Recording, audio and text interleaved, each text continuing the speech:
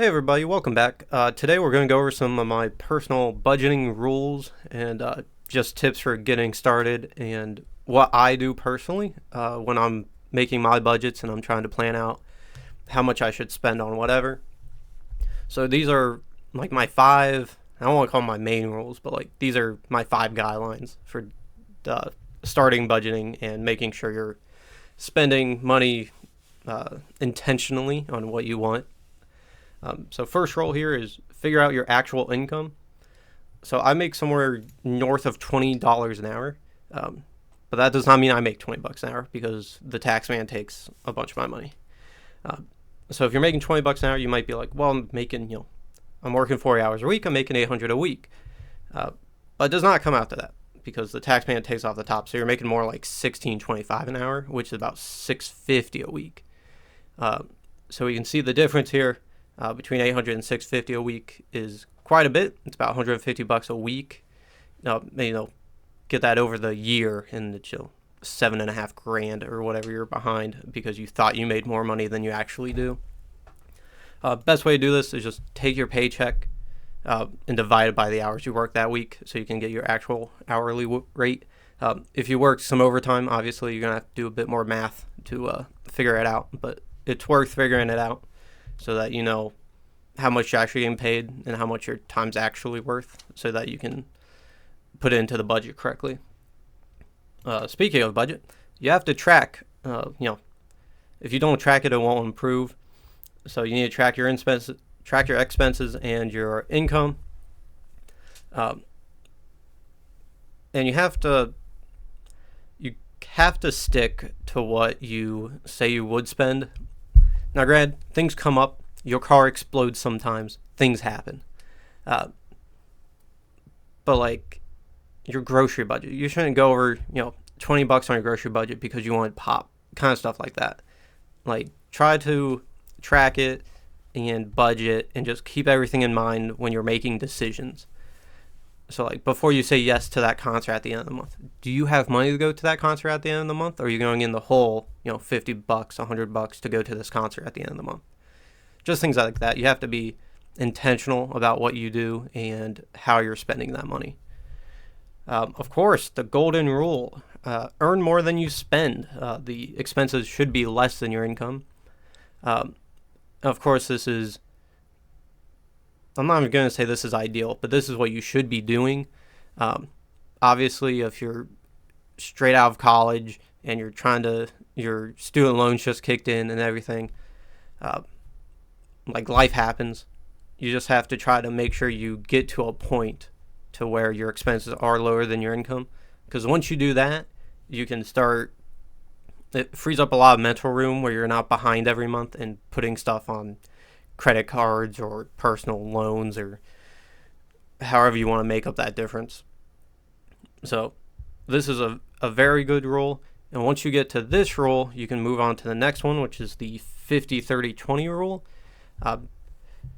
Generally, people say this is 50% to necessities, 30 to wants, and 20s to investing. But in this day and age, 20% of really anyone's income, the average Joe's income, is not enough to invest. So I've swapped them in my life. I do 50% to necessities, 30% to saving investments, and 20% to wants. And obviously, if you're in a bunch of debt, I would move that into the 30% category to where you're paying back that debt. Obviously, there's the minimum amount you need to pay, which, depending on who you are, might go into the necessities category, might go into the debt repayment category. But at the end of the month, you should be paying off debt before you're investing. You should have zero debt when you start investing. Because debt, like in the market, you might make 10%. If you're in a good individual stock, you could make more than that. But like, I'm not even sure. I haven't checked. But even like the credit cards are up to like 30%, 40%. I don't even know what they're at. They're insane. It's much wiser to put that money towards your debt repayment than investing. You have to be out of debt. Uh, the only caveat to that I would say is maybe your house, just because it takes like 10 years to pay off your house. And generally, the house rates are lower than what you would make investing. Um, but that would be really my only caveat. A car, college, any of that should be paid off before you start investing. I went ahead and extrapolated this out to my finances. So if I did 50% on necessities, it would be $1,300 a month. Savings would be 780, and wants would be 520. So I went ahead and I looked at my May's budget, and I went ahead and worked the percentages out. My wants came out to 16%, which is pretty good. Pretty much, right on that 20%, pretty close to it. My necessities, because I live at home and I never do anything, was 7%, so that's really good, but really only obtainable if you do live at home. But that allowed my savings rate to be 76.5%. So that's money. I don't have any debt, so that's all money that went into my Roth or my 529 or my general savings for whatever I want to spend it on. So you guys, I know people don't like living at home, and understand if you have circumstances that don't allow you to live at home. But if you can, and if you're willing, and if your parents are willing, staying home is very lucrative for you. And honestly, when I have kids, if they want to stay at home until they're 25 or 30, I do not care. They can stay at home and save up as much money as they want. Probably because at that time I will be financially set enough myself that I can take care of them, and it will not be any kind of burden on me. So the last one here is kind of general guidelines. These are housing and transportation guidelines. So in housing, they say 50% on housing, less than 50%. Don't do that because that's basically all your necessities. So I moved it down to 35%. Like no more than 35% of your income on housing. 30 of that should be rent, and then the other 5% should make up like utilities and insurance. And obviously those can be higher if your rent or your mortgage is lower. So in this, like my housing would be $910 a month, and I would not be able to spend more than like $780 on rent. And obviously, if you guys have looked at rental prices lately, that means I would have to have at least one roommate, because rents, and haven't looked at mortgages as much, but rents are through the roof, and people are crazy for what they're wanting to rent. Transportation should be no more than 15%, which would be $390 a month.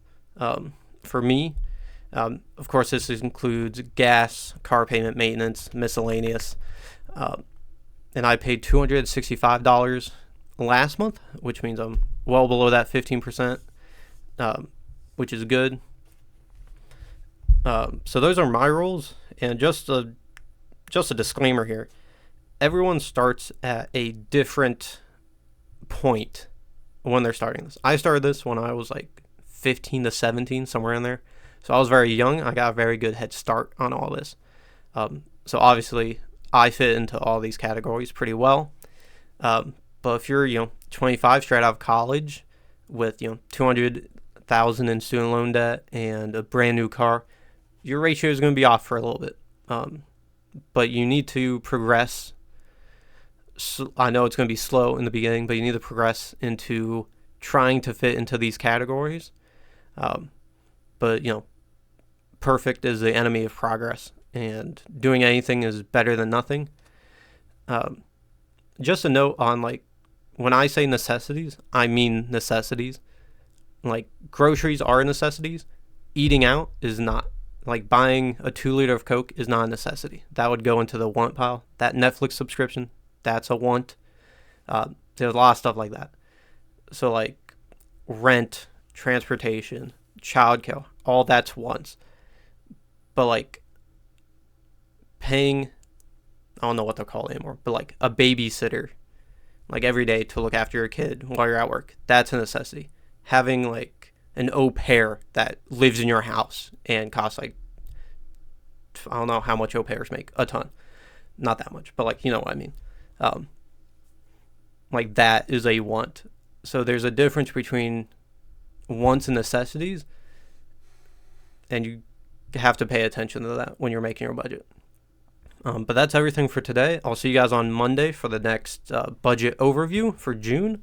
It should be all good. I'll see you guys then.